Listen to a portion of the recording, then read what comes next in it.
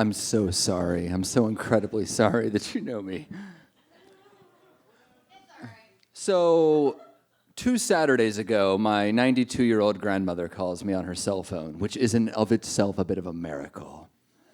And she says, "Jonathan, I need you to come put a battery in my watch." So I went to her house, and I'm like, "Okay, where are the batteries?" And she didn't have any, so I had to order some. But, you can't just go to Grandma's house and find out she doesn't have the batteries for the watch and then leave.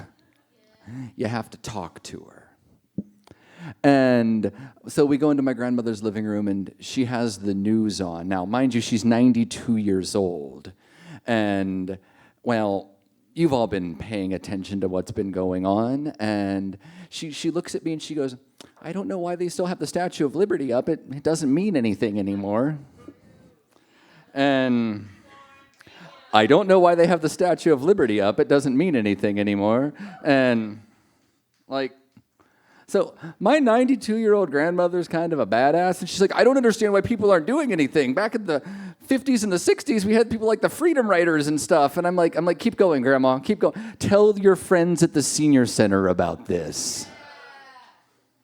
Get kicked out of the senior center at the Kettering Rec Center."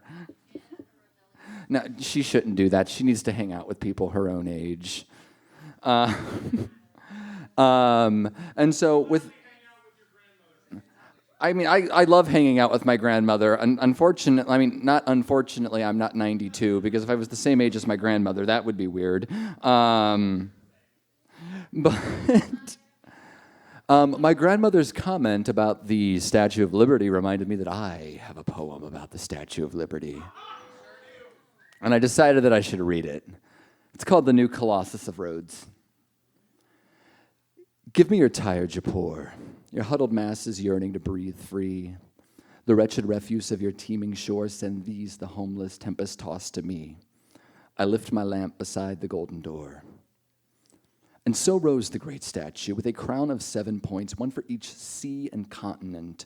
Reflecting off New York Harbor, so greeted the millions that passed through Ellis Island, to be stripped of their names and have them reworked into something more American. Melted down until all impurities are gone, melted down into stereotypes, and now as a culture...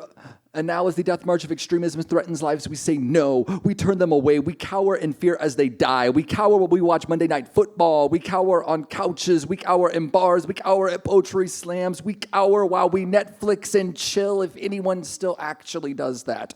We cower in shopping malls. We cower, they die. As the words of the new Colossus fall on deaf ears, the torch of liberty falls into the sea, and the Colossus of Rhodes is reborn. The brazen American giant raises its arms skyward, and the mother of exiles extends to its conquered lands 2 middle fingers, each with a ubiquitous message. Your culture is out of options. The glow of worldwide welcome extinguished. The washed sunset gates have fallen. The imprisoned lightning of the flame gone. We have cut Patrick Henry's options in half. We will take the liberty. You can keep the death. We'll melt the statue down and use the copper to settle the debt, for we don't deserve it. We don't deserve it. We don't deserve it. People of color still Ku Kluxed, white hoods replaced with badges, still hiding behind the guise of the American dream, behind never forget, behind all lives matter, behind make America great again, behind the irrational fear perpetuated by 24-hour news networks that manipulate language and bastardize truth into propaganda,